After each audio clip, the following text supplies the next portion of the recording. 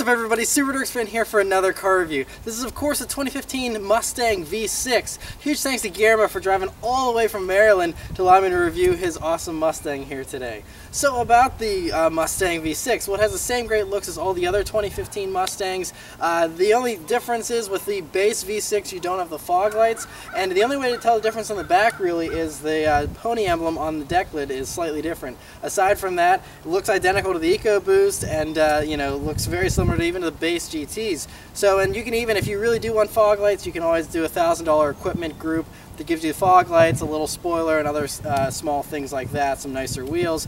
And but I mean, even as it is, I mean, you still have the awesome LED accented lighting here in the front with the HID headlamps, still have the sequential turn signals in the rear, and overall, I mean, it's still a really cool looking car. Right, so for the interior of the 2015 Mustang V6, it's still a very nice place to be. So the V6 there is no premium package, so you can't get leather or anything like that anymore in the V6, which is kind of a shame. But the new base interior on the 2015s is so nice that most people probably won't miss not having the premium option. So first things first, you know, typical awesome heavy doors in the Mustangs, always very high quality, especially the 2015s. And you can hear all my thoughts on the premium interior whenever I reviewed mine. You can go back or you can watch the in-depth video that I did. It's like 37 minutes long of all the features of the premium one. So this base one, it's still, like I said, super nice. Small differences here. You have this like fake carbon fiber trim here around the vents and things instead of the aluminum that my car has. And this carbon fiber that looks really cool. It's actually textured nicely and it's pretty cool. But anyway, you sit down in these seats, and that's the cloth seats, and they're really high quality cloth. It's a higher quality than the previous Mustangs for sure. It's a lot silkier and smoother, and I think it'll hold up a lot better over the long term as well. And same great seat shape as all of the Mustangs. They all have the same basic seat shape, and just really perfect seats. I love the shape of these seats. I mean, great, you know, great thigh support, great torso support. Really hug you in, but they're still really comfortable. So I think they're just about perfect, really. They're really nice seats. Next is this great steering wheel, which again, same as my car. And you know, nice. It's a little bit smaller than the previous generations, and has a really good leather wrapped feel to it, and good 9-3 grip. 10-2 notches are nice, and really a great wheel. And another thing is, you know, with these base cars, they've upgraded them so much, so you still have push button start, and you even still have a backup camera, even though it's a lot smaller on that little screen in the middle. But you also have all the track apps and all the other color stuff in that color screen in the middle of the gauges there. And that's the next thing, is the gauges, of course. Again, same great gauges that I have, and they look really good. You know, I think they're very more modern than the previous ones, and very clear, easy to read, and attractive. And like I said, having all that information, that middle gauge cluster there with all the telemetry, and you have, you know, your miles per gallon, all that good stuff, it's really nice to have. And again, normally base cars never got a screen in the middle, so it's really nice that for 2015 they've included that. Coming along to the center of the dashboard here, it's still very nice. I mean, same great high quality plastics that you have in the premium models, and you even have the same super nice volume knobs and stuff that feel like they're out of a $60,000 car, not something that's, you know, mid-20s, and just really high quality everything here. You know, you don't have the same automatic climate control like you do in the premiums. It's not dual zone either, but it is nice, obviously, still just to have all your basic features, and some people prefer this over the automatic, so it's nice to have. And radio controls everything, you know, very straightforward with this little screen here. And one thing though that is a shame about the V6 is you can't get satellite radio, surprisingly. That was removed last minute, and that's only on the premium models, but you do have your basic radio, CD player, and it does still do Bluetooth audio streaming, so for most people that's plenty. It still has a Bluetooth phone as well. Very nice. Other things here is down here, you still can change your steering weight with this button, and so there's a lot of customizability that you normally only got in the premium models that they've now brought down to the base model as well. So I mean, yeah, it's the base model, but it's far from base, and I mean, this is still nicer than a lot of nicer cars interiors for 22,000 bucks. Or it's really a very impressive package. I think Ford made it very compelling, like I said, with the smart key, push button start, keyless access, all that kind of stuff in the base model is very generous of Ford, I think.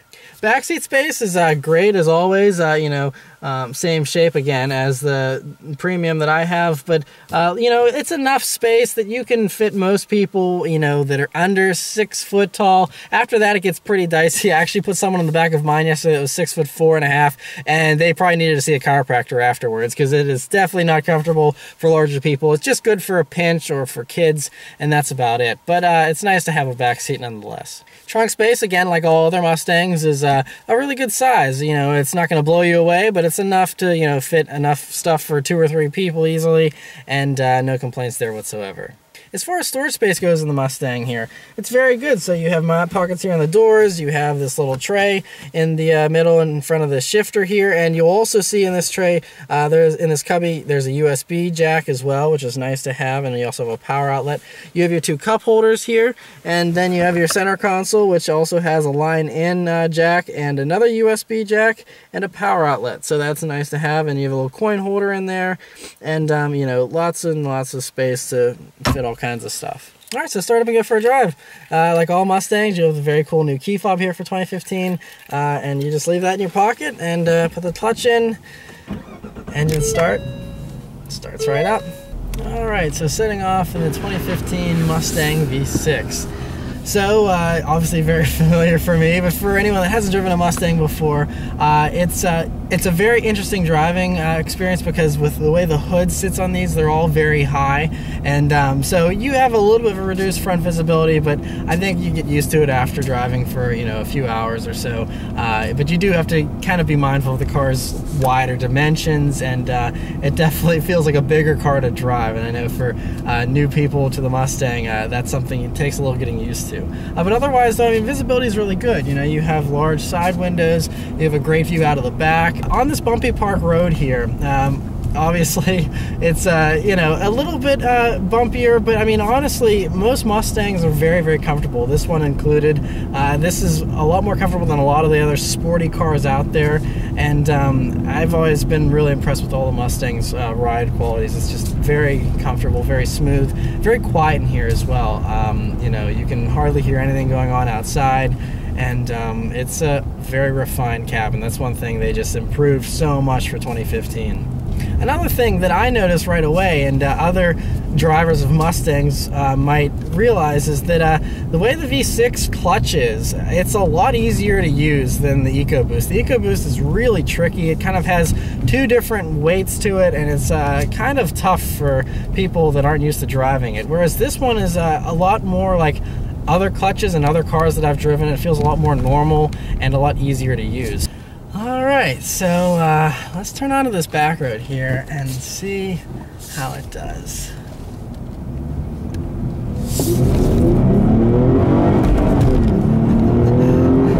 It's quick. So yeah, this motor putting out 300 horsepower and 280 pounds-feet of torque, and it's a lot. It's really interesting, because coming out of an EcoBoost, it feels so different. These motors have very different characters. I can feel that immediately right off the bat. So this motor, it makes its torque, its peak torque, not until 4,000 RPMs. So you don't have quite as much low-end power as you do in the EcoBoost, but it's fun because this motor is the type that likes to be revved out, and it makes its peak horsepower in the higher RPM ranges as well. So it's very, very interesting. I was really curious to see how this V6 would feel in this car, and still it's super punchy and really quick. But coming up to some corners here, and let's see about this handling here. It's really flat. It feels really great. I know you have a little bit more weight up front over the EcoBoost, but this feels just as sharp and just as planted as my car does. And these Mustangs all feel so good for 2015. You know, with the independent rear suspension and just the way they sharpened up the handling is really impressive. Coming up this tight corner I always take here. Yeah, I mean, body roll is just non-existent. It really handles itself so well. So many people like to knock the Mustang's handling, but for 2015, you really got to give it a second look, because it's a very, very impressive handler.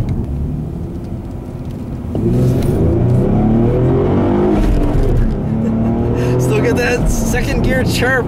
It's fast for sure. all the Mustangs are fun. Doesn't matter which model you get, they all have their own unique character. They're all tons of fun. And I mean, this one, it's a great value too. I was talking to the owner, and I mean, he said he's able to pick it up for around $22,000. So even though the MSRP on these is only about $1,500 less than an EcoBoost, if you get a good deal on one, I mean, it's a huge savings. And I mean, you're only down 10 horsepower and 40 pounds-feet of torque over the EcoBoost. And so, I mean, really, you're not really missing out on a whole lot, you know? I mean, you still have the same interior as you would with the base EcoBoost, and it's really just, I think if you are looking for value, this is the best bargain of the bunch, really. I mean, you know, mod potential of the EcoBoost might be higher with a turbo. You do a flash and you get a bunch of extra horsepower, but I mean, most people are happy with 300 horsepower. It's plenty to have fun with in a daily driver, and you know, you really don't need much more. So, you know, I think it's a really good value. And I mean, and just in general, with any cars, I mean, where else can you have this much power for 22 grand? You can't get it anywhere. I mean, this is it. It's this or a Camaro, basically. But anyway, I'm gonna drive this car for a little while longer, and I'll come back and give you some updated impressions.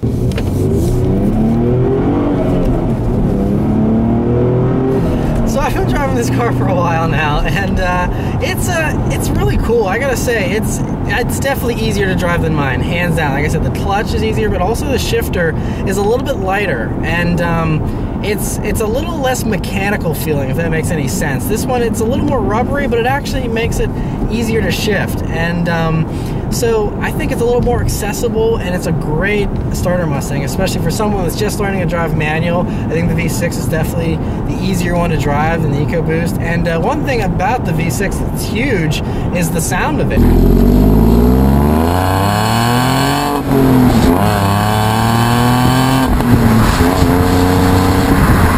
I mean, you have a really nice V6 soundtrack that, especially with an exhaust, I mean, this one is obviously stock, but, you know, with an exhaust, these sound really, really nice. And, you know, I know some people still say, oh, well, if it's not a V8, then it doesn't sound right. But I think V6 cars sound really good, and so I think that this car with an exhaust would sound even sweeter than it already does. I mean, but really, it feels so much like mine. The handling and everything, and even the owner said, you know, he's so happy with the handling, he doesn't even plan to really modify it because there's really no need, and I kind of agree. It's really, you don't need to do anything to the suspension of these cars. They feel so sharp and so good right off the bat. One thing though about this engine, I mean, of course, me being a Super WRX fan and loving turbocharged engines, I prefer the turbo powertrain. I think it's more fun, in my opinion, just because you have that low-end power. Like in this car, I'm at 2,000, my foot's to the floor, and it doesn't really immediately pick up because, like I said, the torque doesn't develop until later on. And so it's definitely a different feeling car, and you don't have obviously the sensation of the boost coming on and coming off. And so it's just, it feels more linear. Obviously, it's more predictable, I would say, as well.